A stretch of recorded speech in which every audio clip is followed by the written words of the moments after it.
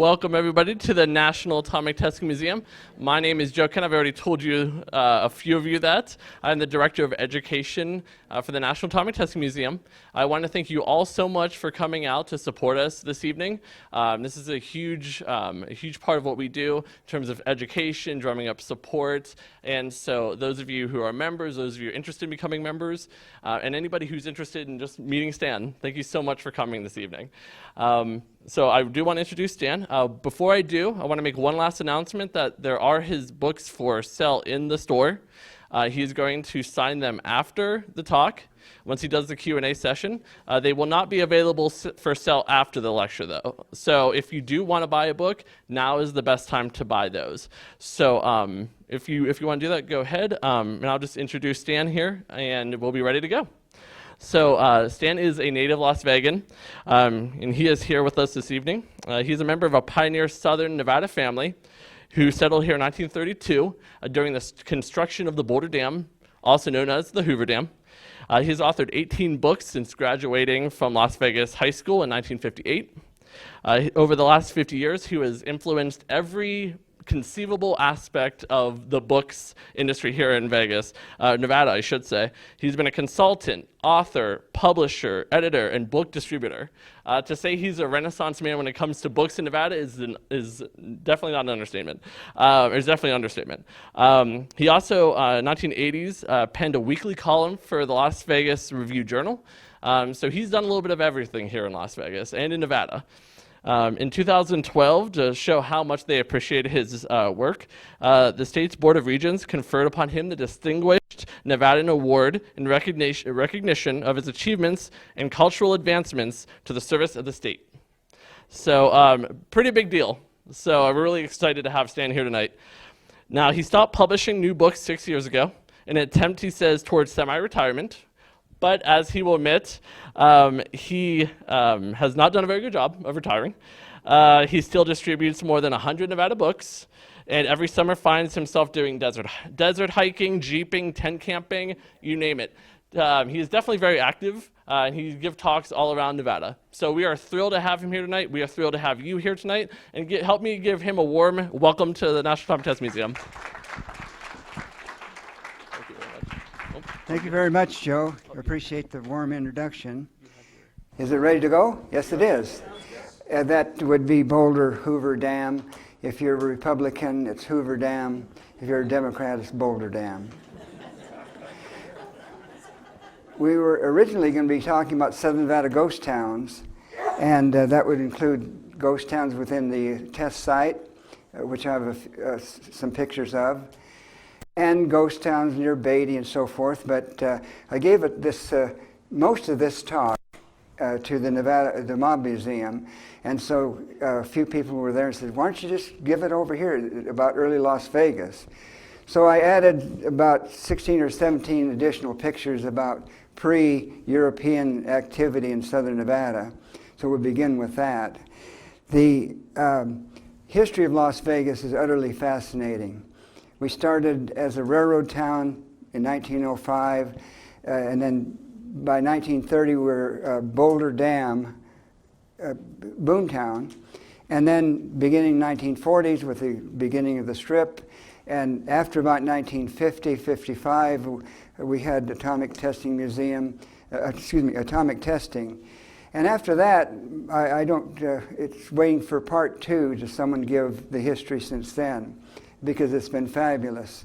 Las Vegas has had the best promoters the world has ever seen, and it's just awesome just to drive right up on Interstate 15 and look going south and looking toward the east and see all this magnificent structures on the Strip and off Strip besides. But it all began with Las Vegas and Southern Nevada being in the Republic of Mexico. And in 1846-48, the Republic of Mexico lost in the Mexican War to the United States government, to the United States. And all the Southwest, all of California, all of present-day Nevada, even in Utah and Arizona, was ceded to the United States. That would be 1848, but the history begins with this simulated picture by Frank Maggio of the Plaza Hotel, formerly Union Plaza, when I knew Frank. He was a big fan of Rafael Rivera.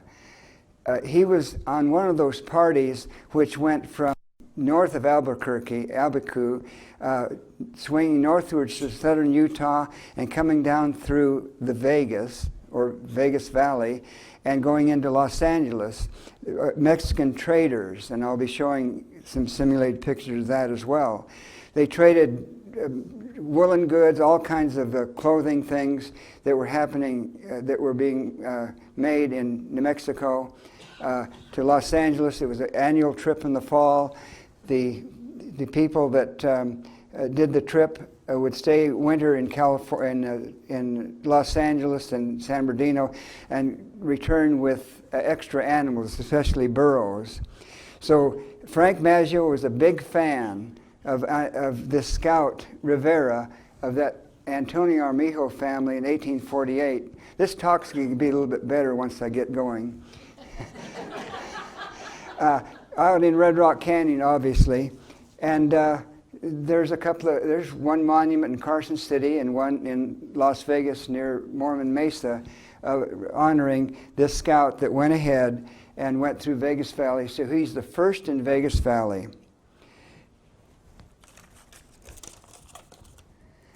I talked about these Mexican traders. Here's one after Brewerton. This was a book published in the 1860s.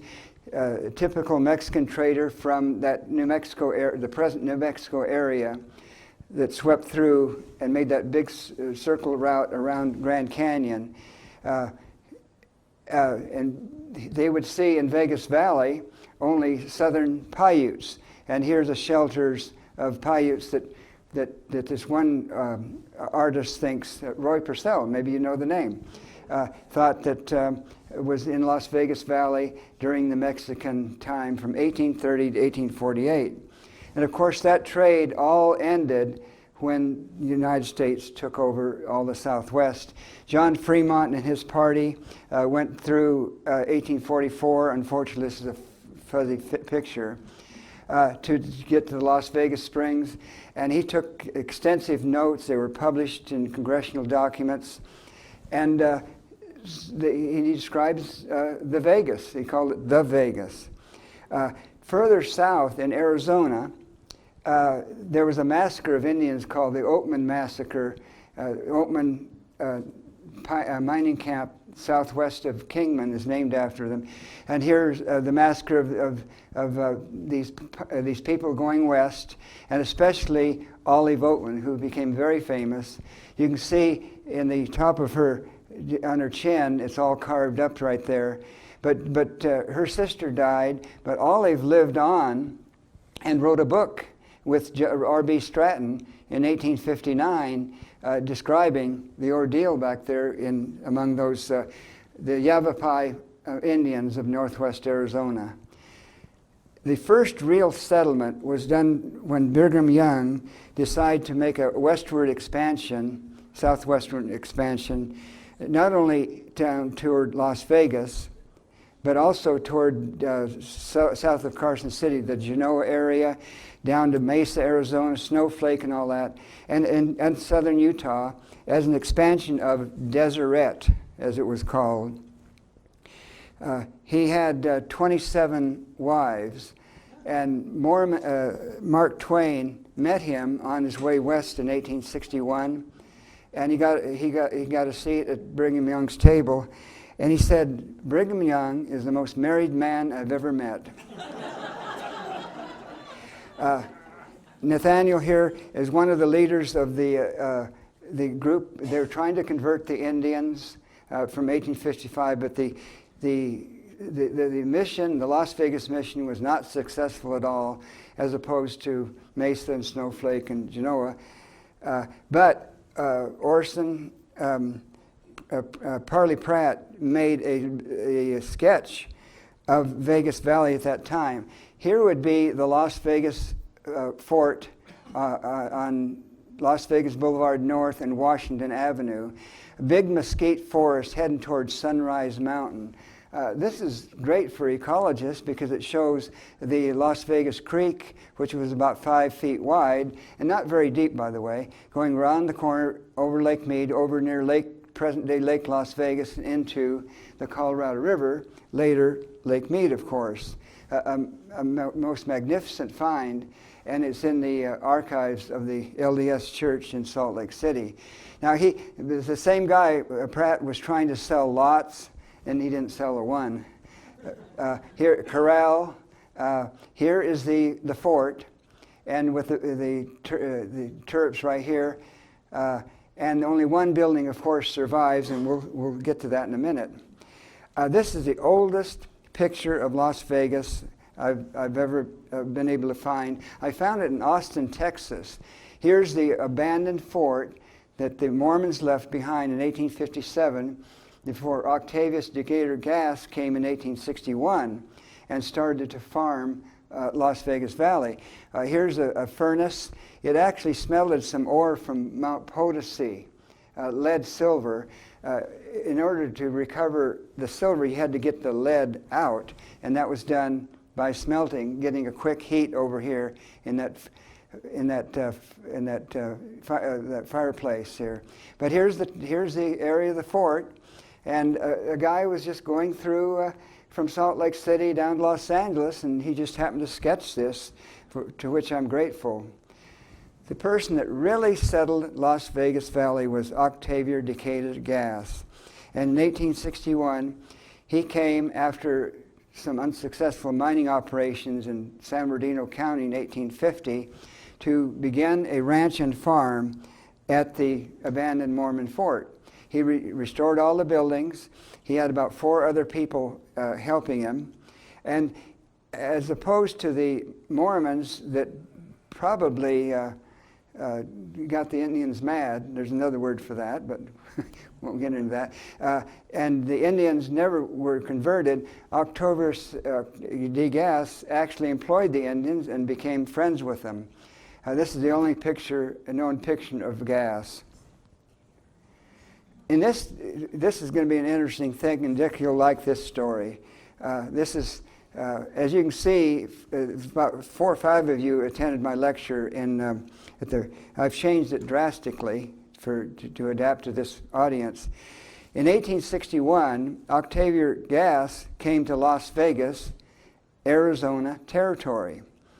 In those days, the Nevada Territory, which was established in March of 61, only went to a point north of Beatty, and some of this area over here was still over in Utah, but Arizona Territory covered Las Vegas. But O.D. Gas was not the only successful politician, because he became president of the Arizona Territorial Senate. And there were only about 8, because you can see here, here's a county, here's another one over here, a few over here, and this one over here. But he got to be quite a politician, and he wasn't really that well educated. In the book that I did for the sesquicentennial, I hate that word, the 150th anniversary of Nevada in 2014, I have a story about O.D. Gas going to attend the legislature in Tucson. That was the capital of Arizona Territory. He caught, along with one of his buddies, they had a couple of small boats and went down the river to Yuma and caught a stage to Tucson to get to serve in the state legislature. That's quite a feat in that day, because there was the Mojave Indians right here, the Oatman massacre occurred right here. But Las Vegas, and then he retired undefeated. He was not the only one that didn't lose by 701 votes. An aside, I'll throw it in. If you can imagine Nevada Territory way up here, Virginia City, if the territorial legislature, Nevada became a state in October of 1864, in the wintertime, This is just no extra charge for this. When a U.S. Senator like William Stewart or Senator Nye in the wintertime had to attend congressional sessions in Washington, D.C., how did they get there? It's in that book, the 2014. There was no way to go overland because of snows, and that's why there was no immigration to California in the wintertime. These people, dutiful legislators, went to San Francisco, caught a boat to Panama Canal, across the Panama Canal, another boat up to New York or Philadelphia, then caught a train down to Washington, D.C. Now that plus O.D. Gass's effort right here in getting to serve in legislature are just two outstanding achievements, in my opinion. By 1864, Nevada became a state, and by 1868, it acquired the frontage on the Colorado River. O.D. Gass in Las Vegas was holding here. It says Old Mormon Fort. The map needed to be updated. And then he went on and farmed the ranch until the early 1980s when it was taken over by Archibald Stewart. This is the first photograph, early Las Vegas, 1876, showing the Old Mormon Fort. This is the existing building. It's still on the site. It's been very much patched up and restored over the years. This building was torn down. Here's an ox yoke, but it's the oldest picture of Las Vegas in existence. As opposed to the Mormons, who didn't seem to court the Indians in a way to actually become friends with them, O.D. Gass befriended the Southern Paiutes. This is a picture out at the Mance Ranch, which would be south of Pahrump. Now, why would I bring a picture so far away from Las Vegas? Well, in those days, in the 1860s and 1870s, the nearest neighbors were the Wilson Ranch and the Losey Ranch in North Las Vegas, the Wilson Ranch over in Red Rock Canyon, and in Pahrump Valley, the Pahrump Ranch and the Mance Ranch.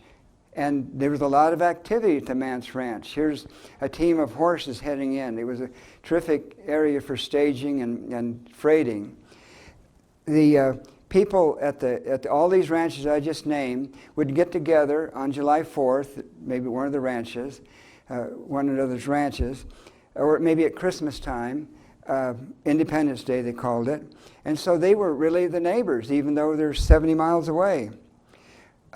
Here's a later picture of an Indian with their nice baskets at Las Vegas Ranch in the 1880s. And Las Vegas Ranch looked like this, pretty harmless, by 1903, 1904. But big things were about to happen, inasmuch as Senator William Clark of Montana decided to help build the San Pedro, Los Angeles and Salt Lake Railroad right through southern Nevada, and Las Vegas would become a division point where the Indians, where various engines and other rolling stock could be repaired and replaced. The area just to the east of the present Old Mormon Fort had lots of orchards by then, some remnants of O.D. Gass's days, big willow brake in the just to keep the wind down.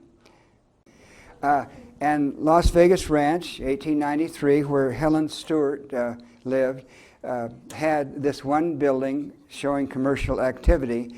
And indeed, a post office was established, LOS VAGAS, in 1892 at the Las Vegas Ranch. Travelers along the road, the corridor from Salt Lake City through southern Nevada, going toward Los Angeles, would purchase things at this store. And the trail was well marked by then. To the northwest was the Losey Ranch, and this building right here was still there in the 70s and 80s. I moved away from Las Vegas after then, and I don't remember when someone burned it quite a bit, and I don't know the status of it, but there was quite an approach, lots of trees going up to the Losi Ranch headquarters. Here's a schematic of the Las Vegas Ranch just before the big day when Las Vegas became a town. The ranch house, the blacksmith shops, and here's the building here that's still on the site. The stalls are over here. Las Vegas Boulevard North would be over here, and Washington Boulevard over here. Bigger maps showing the same thing. Here's the Las Vegas Ranch area, Las Vegas Boulevard. There were two competing town sites in 1905. The railroad was established going through here. The yards would be built a year or two later. Here's the Fremont Street with the depot. Las Vegas, this was the official town site, but a guy named J.T. McWilliams established a rival town site over in what became the West Side, or now West Las Vegas. And there was advertisements in the Los Angeles Herald, Los Angeles Times. Come to Las Vegas. Here's the only official town site, with stressing the word official. You can, big advertising here. Originally, there was going to be a lot sale, and that's what it says here. We're selling lots. And then the railroad people said, we want an auction or nothing. And sure enough, on May 15th, 1905, there was an auction. But Las Vegas was the center of quite a bit of activity, and here the railroad was being built. Searchlight was the largest town in southern Nevada. Big mining camp, Eldorado Canyon. But the day finally arrived, May 15th, 1905, when Las Vegas was officially born, when more than 200 town site lots were sold underneath this spreading mesquite tree here. This would be just barely, if you're looking square at the Plaza Hotel down toward Main Street, it was just barely off to the right was where this all occurred. And sure enough, people took pictures. Here's the auctioneer right here. This lady here appears to be looking at the official town site map to see what she wants to bid on, and lots went for $250, $350, $375. The commercial and lots down on Fremont Street, and especially and also on 2nd Street. People that came stayed at Hotel Las Vegas, so that name isn't too original after all. It was about a half a block to the north on Main Street of the Plaza Hotel, and it was a pretty big hotel. Plenty of places to stay, and especially a dining room, where meals were 75 cents, $1, $1.25, depending on what you wanted. Immediately, people moved onto the town site that very night. And Clayson and Griffiths is an old name here in Las Vegas, establishing many businesses right away. And before Las Vegas was 4 months old, they were clamoring for the county seat, because they were in Lincoln County, and Pioche is a county seat more than about a little 3.25 mile, 3 hours and a quarter north of Las Vegas, about 190 miles. Drugstores, banks, trust companies all sprang up, and you can see they had false fronts right here. So if you're standing here, the building looks a little bigger than it really is, because here, look in the back, it's peaked like here. No snow would be falling, but that was still the custom back in mining camps. And Las Vegas, in a way, was sort of a mining town, because all kinds of people from neighboring mining camps, Searchlight, Eldorado Canyon, Potosi, Good Springs, would get supplies from Las Vegas from these what they call forwarding companies. That would be places of general merchandise to take back to the mining camps. This looks really desolate. Here's a corner street, probably around 3rd and Fremont. Another building going up, pretty desolate. Late 1905, Brock and Botkin, another early name in Las Vegas.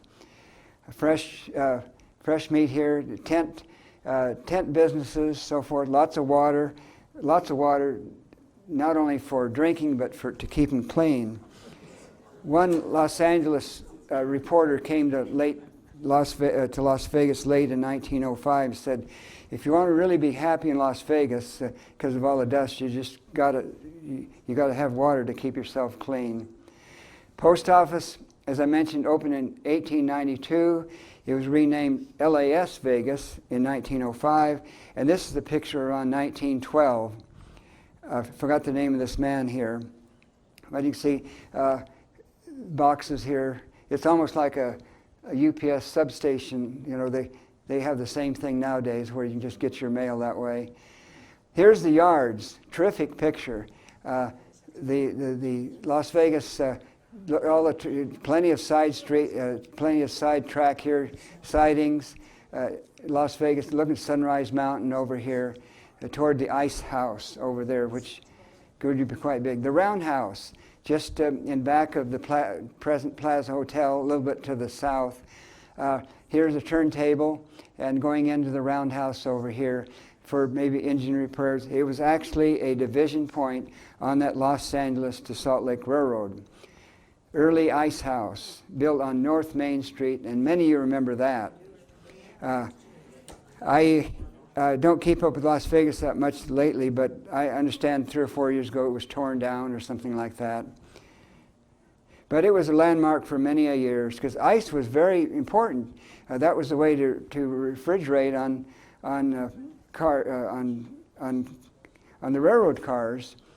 Kuhn's Bank here did everything. First State Bank, Kuhn's Department Store, selling this, lemonade, and also a little bit cafe, all in one building. So you didn't have to walk to 4 or 5 places, just go to Kuhn's. Ed Von Tobel was an early settler of Las Vegas, along with his he had 3 sons, and Sharon's with us tonight, grandson.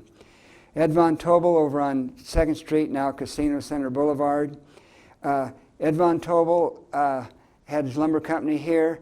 You might say, well, why is this tree all wrapped up like that? Well, if that tree was not covered like that, burros would come along and eat the bark, and then it would kill the tree, and you wouldn't have a tree. But here's Mr. Von Tobel here, and inside, here's his invoice department over here. But inside the door, the telephone didn't ring very much, so it's way out of the way. And here's his helper, assistant, Ed Von Tobel, early Las Vegas settler, and he came for the auction in May 15, 1905.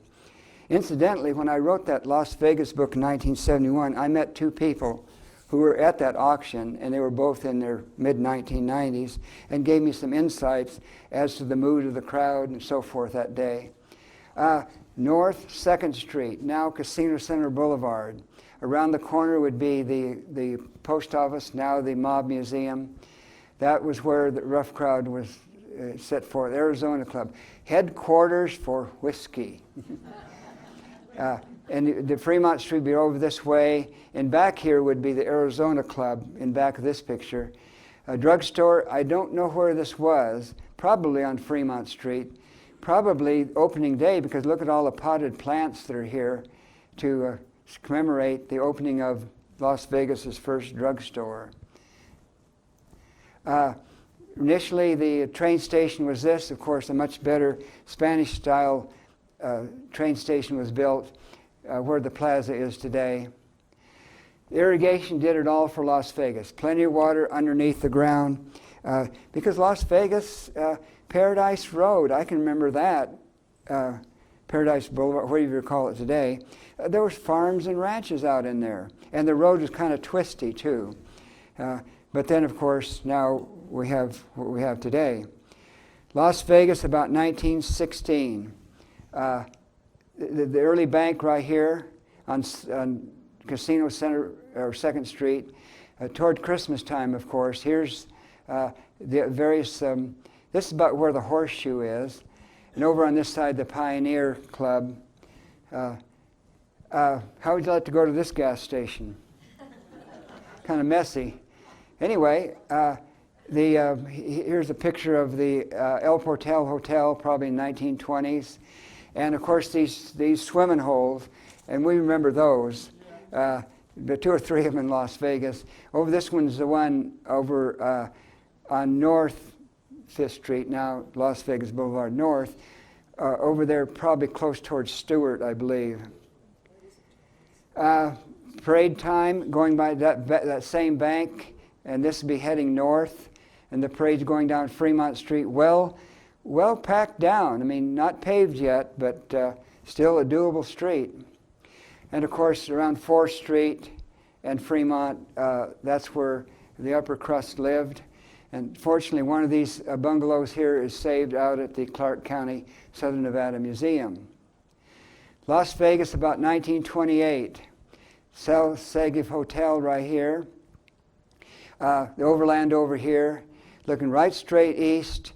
And note these big cottonwood trees over here, around 4th, between 4th and 5th Street, looking from the area of the depot. The first school, like a lot of first schools in a lot of places, very primitive, but it grew into something bigger, and there's about 4 or 5 of us in the audience at least that went to this Las Vegas Grammar School on the site of the Foley Federal Building on Las Vegas Boulevard North.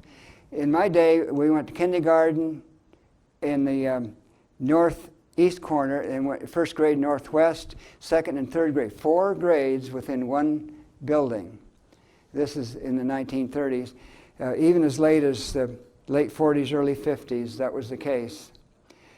Las Vegas looked pretty good. Here's those same big cottonwood trees looking back toward the Spanish-style depot way back where the plaza is today. First airport, I believe, was out there near Sahara Avenue. Formerly, we remember it as San Francisco Street. But the big thing that really got Las Vegas going, because Las Vegas only had 5,100 people in 1930, was the building of Boulder Hoover Dam. And they were to divert the water. Of course, there was a diversion dam upstream, and the water went through this way and through this way and through this way as the dam was being built. And the distance between here and further down, it was almost like 2 football fields. But it all came together to build the final passageway for cars. More construction. Those walls need to be scraped right here. High scalers over here doing their work. In 1932, just had to put this one in, my father and grandfather came in 1932 to establish the Gateway Auto Court. Later, these are called motels, of course, on the corner of Las Vegas Boulevard North, or 5th Street, and Charleston Boulevard. And they planted all those trees. 1932, $1 a room, but you got by for 75 cents if you provided your own bedding. And I remember my dad, we grew up as a first grader, second grade, third, fourth. We grew up at the auto court or motel. And he said, well, if you got your own bedding, they went and stripped the bed, and it was only 75 cents then. Finished dam, 1935. President Franklin Roosevelt dedicated the dam. Here's a view of it before Lake Mead began to form on the northeast side of the dam. There's the big the tunnels, intake tunnels. But the nice picture, just catching the sunrise, 1935. And Las Vegas by then had a few. Yeah, I would love to be able to focus that in. A few gaming establishments, because on March 5, 1931, the state of Nevada passed a bill to allow legalized gaming. The same year, the same day that the 6 weeks divorce law was in effect, creating these dude ranches. More so up in Reno, Carson area, but some in Las Vegas. And one of them near Las Vegas was called the D4C, Divorcee Dude Ranch. Gaming, in 1934, Helldorado began, and that was the big, big event. The whole town got together from the 30s and the 40s, 50s, even in the 60s somewhat, but then by later Las Vegas got too big, and Helldorado in late 20th century went through some mixed success and failures. But here's there was 3 parades: the Old Timers Parade, the Beauty Parade, and the Kitty Parade on a Thursday, Friday, Saturday. Going near Ronzoni's. Kitty Parade, White Spot Cafe. This might bring a few back memories. Wilger Brothers Gas. Wilger Brothers Glass, excuse me. And all kinds of hilarity like this. Here's Bud Bozell, I believe his name is, coming in and checking in at one of the hotels on Fremont Street, riding a burro. And that was big. That was real big. And sign in, sir. Sign in. The Queen of the Helldorado also riding a burro coming into one of the bars. Just for kicks, I went on YouTube and I watched this film called Helldorado. It was issued in 1946, and it brought back a lot of memories of some of this. If you ever have a spare hour, it was only about an hour long, and it was a great film. Here's a gal right here that's pleading for her husband, who did not have a beard. And you had to have a beard or mustache, rather, to avoid throwing in the hoosgow. And after about 15 minutes, she could come by here and pay a little bit of money, very much, just to free her husband from being in the little jail or hoosgow. Even going to the bank. I'm sure a lot of this is just for show. Going to make a deposit. I mean, this is like a gold field picture where they'd stack big gold coins, and stuff. Anything for show. Another big thing during World War II was the industrial plants out at Henderson to manufacture magnesium for the European war effort. And that was quite a thing. It really boosted Las Vegas's Southern Nevada's population. Las Vegas in 1940 had only 80 to 100, but with Henderson and the first inkling of atomic testing, by 1950 we had 2,400, and then with all the new hotels, there was the Dunes and the San Souci and so many of them out on the Strip. They were all small, by the way. By 1960, Las Vegas had 64,000. And the rodeo was part of the Helldorado too. And we all remember this. Howdy, partner. Howdy, partner. It had a voice at one time, but then the Fremont Hotel just opposite, kitty corner, guests would complain by that noise coming from the Pioneer Club and the Howdy, partner. The Last Frontier is so many memories for me. Easter egg hunts, going into the Ramona room of the Last Frontier. Here's a small band over here and a small dance floor. Dunninger and Edgar Bergen, Charlie McCarthy, so many came during the 50s to the Ramona room, and going over to the wishing well to just throw a few coins down here. She's taking care of the wishing well. The Last Frontier later became the New Frontier, and then the Frontier, and now I don't know what it is. Also, the establishment of Nellis Air Force Base as first the Las Vegas Army Air Base, the Air Force being part of the Army until they separated.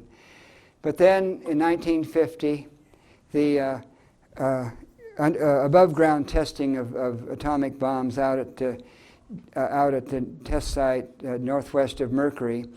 And I'm sure a few remember getting up at 5:15 in the morning and looking out and seeing that big mushroom cloud come over the horizon. And then about 8 minutes later, the rumble of the under the ground.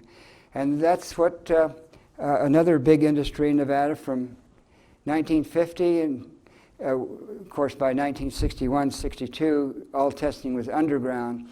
But then, of course, there was diminished.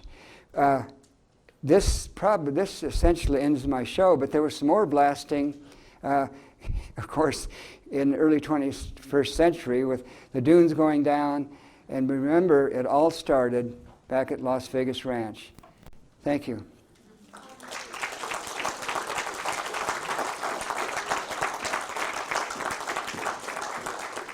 Well, no one left. I'm glad. Yes, Peg, did you have a question? Yeah.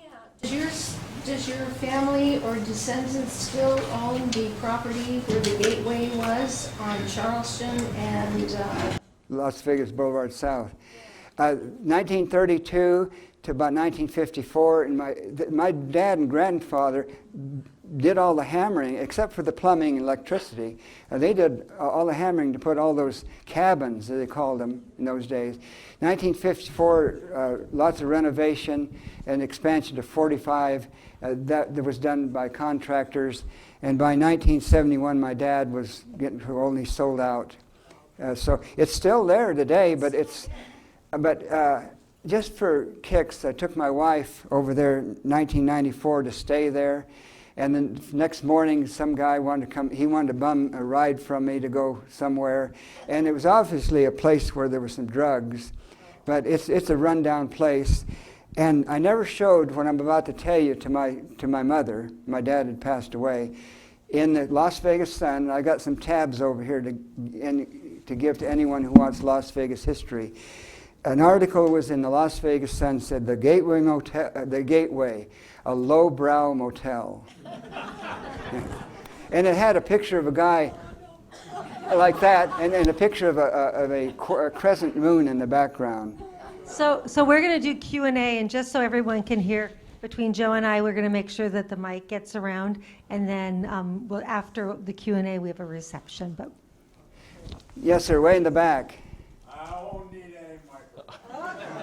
Yeah, your booming voice. Go ahead. I thought I saw all the slideshows I was ever going to see, but I was sure glad to see this one, and I really enjoyed it. It was terrific, and I hadn't seen any of these at all. The ice house. Where the hell did the ice come from, and what was the lifespan of it? Well, they manufactured it over there on North Main Street, on the west side of the street. Where did the ice come from?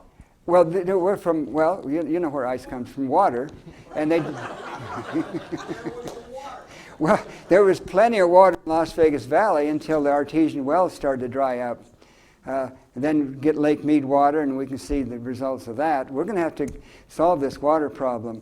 I do appreciate your thought. Yes, ma'am. Stan, the Vandermeer family, which we have, Susie and Jim Vandermeer, their family owned the ice plant. Yes. Yeah. Yeah.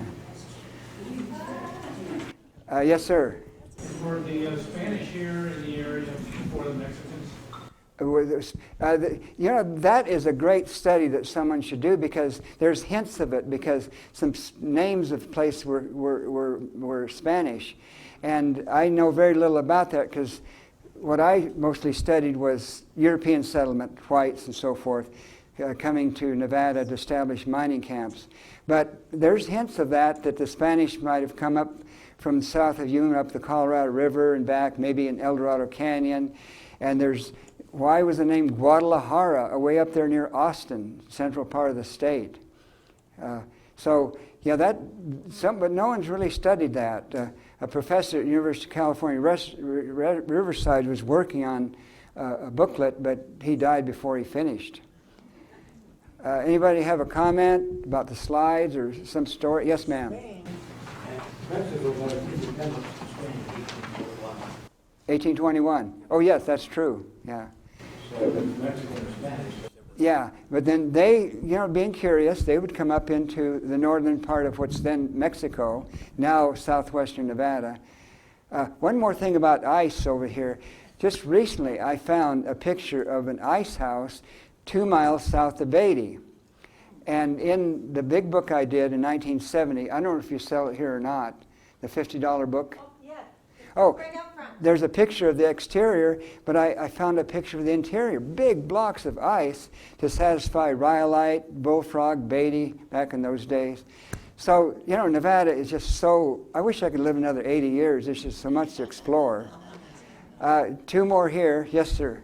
Where Las Vegas Wash, or the creek, went around Sunrise and went down, was there a waterfall in there? A waterfall? Would you repeat the question? Where the creek goes down to the river. No, there was no waterfall. The maps show that it was not it was Las Vegas Creek more so than around the northwest part of Sunrise and Frenchman Mountains, and down past where Lake Las Vegas is, and just sort of blended in with the Colorado River. This book is out of print now. I wrote this in 1971. I went through 12 printings, but I found 6 copies, which they have in the gift shop here. Yes. Stan. Oh, wait, but there was someone over here. Sure. Yes, ma'am. The picture that you had of the original school, the wooden structure, Yes. where exactly was that? You know, I never did, just like that drugstore, found out exactly where that was, but it was within the original town site, which was bounded by Stewart and over toward Ogden and Fifth Street, Las Vegas Boulevard, and Main Street. The buildings were clustered in there pretty good for a while. Yes. I know you're sort of retired and you're not really writing books anymore, but are you going to write another book? Well, Nelson, did he stick around? Yeah. Oh, there he is. He brought up something that kind of warmed my heart. He liked my last book, 2014, called Nevada, The Spirit of the Silver State. And all kinds of things that weren't in the first 18 books I did went into that. If books are like firecrackers, it's like that last book, you light the rest of the firecrackers at once, knowing it'll be the last big book. And there's just hundreds of original photographs in there all over the state. But to answer your question, I did a lot of research about an early teamster who drove freight, and I showed one picture today, from a point south of Ivanpah, south of Primm, up toward Beatty. And I got him on tape for 6 hours, and I want to make that a book. And secondly, there's a early newspaper man that started out up on the Mother Lode, moved to near Lovelock in 1861, and his humor in his Humboldt Register newspaper is almost as good as Mark Twain. It should be in a book, but these would be very small books, because that last one that Nelson has is the last big one. There's got to be a time to level off. By the way, Stan, it was Nelson at a trustees meeting who I brought up that you had offered to sell your books in our bookstore. Yeah. And he said, we have to get Stan to give a presentation at our museum. So Nelson is the one who... Thank you for rounding him up. Oh, thank you. Yes, sir. Stan, you were here in 1951. Yes. And I've read a lot of stories about the reaction of the people on January 27th, 1951, when the first nuclear bomb was dropped out at the site. Comic, yeah. Do you recall what was your reaction, or the people you knew? How did you react to that day? Well, actually, now we're more environmental conscious and all that. I think it was just Las Vegas in stride, because in the book that Nelson got, that Spirit of Silver State book, the best story in that book is about the promotion of Las Vegas all the way from 1905 through the Hoover Boulder Dam era. And I would say that just building the start of the Las Vegas Strip in 1941 and atomic testing, just part of Las Vegas evolution, as if it was no big deal. But in most cities, that would be a big deal. We're a very unusual city here. Tremendous success. Yes. We were still just teenagers at that time. Yes. You know, Stan and I and Linda, and we all went to school together, and Peggy. And so we were teenagers. It was just an exciting time for us. You know, we went out and watched it every morning. Yeah, You yeah. know, every time it was. We didn't realize, I don't think we really realized what a That's big true. deal it was. That's true. Yes, sir. Stan, emphasizing what Sharon is saying, I mean, it was exciting from the time of post-World War II and the test in Bikini. Yeah, yeah. Everything atomic, you know, that everyone would have a small reactor at their home. Energy would be so cheap it could not be metered. Yeah. So when this came to Las Vegas in 1951, the business community was rhapsodic about it, Yeah. and all of us were very excited.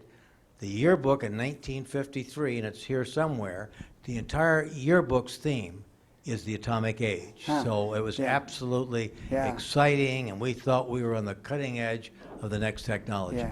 See, Dick would remember that because he was older than we four here that were living. He was 13. 13. An older boy. Yeah, he was an older boy. Senator, would you tell everybody about the assignment you had when you had to measure? In 1951, What's that? I was in the 8th grade, although the Oh, 4th yeah, grade yeah. was the You two can do best some. years of my life. So I give you some idea of how old Yeah. I was. And you know, it was very exciting, and so the teachers took advantage of this as a teaching moment. Now, nobody other than scientists had any idea the dangers that were Yeah. involved here, but we were told basically that there was a differential between the speed of light, the illumination of the blast, and the seismic effect, which travels at the speed of sound. Yeah. And roughly, I'm not talking about with scientific precision, we were asked to calculate how far we were from ground zero, and we could do that in a very crude sense. Very good, very good. Well, thank you again for coming, and I'm going to stick around if anyone wants to get a book or want to talk about history. I'll be here. So Thank before you. we go, first we want to thank you very much. Thank you, Stan, for being here. Thank you, thank you. Wonderful. And in true form, we enjoy providing you with the breadth of the story of Nevada and beyond. And so it's great for you to be here with us. We have a little gift for you.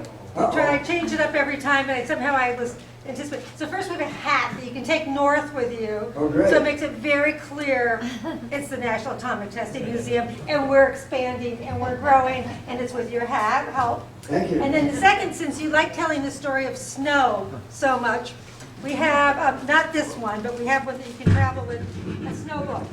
And these are really, really fun. So you can do this, take this up north, great. and when it's snowing, you'll be thinking of us. Okay, thank you So very thank much. you very much. And we have a reception afterwards. So please join.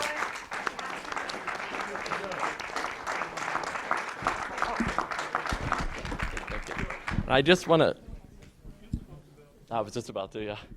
All right, I just want to let everybody know too that what we have on the walls here, we have a new exhibit featuring the artwork of Charles Bittinger, Arthur Beaumont, who are both artists for the U.S. Navy, and you'll see that they actually were commissioned by the U.S. Navy to show off the first atomic test done in the Pacific, 1946. You see some of the Bikini Islands, some of the ships. So these are actually, a lot of them had been in storage for a long time. And so this is the first time a lot of these paintings are actually on display. And so it's a free part of the experience of the museum. If you'd like to look at them while you're here, please do. I just want to let you know that this is a brand new exhibit that we have going on throughout the next few months. So thank you again for coming. Please enjoy the artwork. Please enjoy the food out there, and have a wonderful rest of your evening. Thank you so much.